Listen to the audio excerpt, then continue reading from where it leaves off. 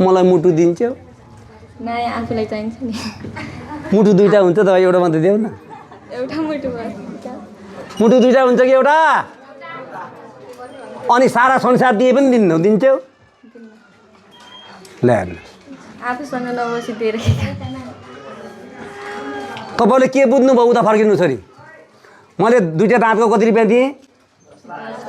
दिनुभयो उहाँले? अनि मैले कानको कति दिएँ? दिनुभयो उहाँले? हात 1 करोड दिए, दिनुभयो उहाँले? अनि खुट्टा दायाँ खुट्टा मागेको थिएँ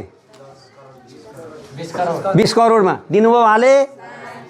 सारा संसार दिन्छु छोरी मलाई मुटु देऊ न भने दिनुभयो उहाँले? अब गोप्य कुरा है,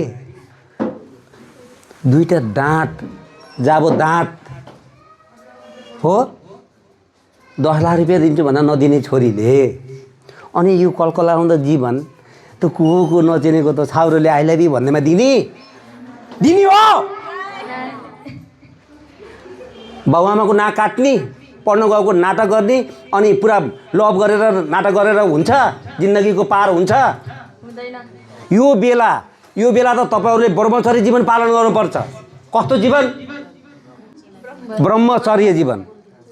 के हो ब्रह्मचर्य जीवन भनेको? के थाहा? न बाउले सिकाए न अब सरहरूले सिकाउनु पर्छ स्कुलमा। थाहा छ ब्रह्मचर्य जीवन भनेको के हो? नेपालगञ्जको घोडाले यहाँ र यहाँ लगाम लगाएर रुपडिया गए जस्तै तपाईँहरू पनि यहाँ र यहाँ लगाम लगाएर पढाइमा मात्रै फोकस हुनु पर्यो। आफ्नो जीवनको जग बनाउनु पर्यो। जीवनको जग बनेपछि बल्ल गृहस्थ जीवन हुन्छ। त्यतिखेर फेरि आई लभ यु गर्न पाइयो, बिहा गर्न पाइयो, छोराछोरी पाउन पाइयो, जे पनि गर्न पाइयो, सम्पत्ति कमाउन पाइयो। गृहस्थ जीवन आउँछ नि तपाईँहरूको आउँदैन र? अहिले आत्तिनु भयो? भएन ल बस्नुहोस्। अब यो उदाहरणले तपाईँले के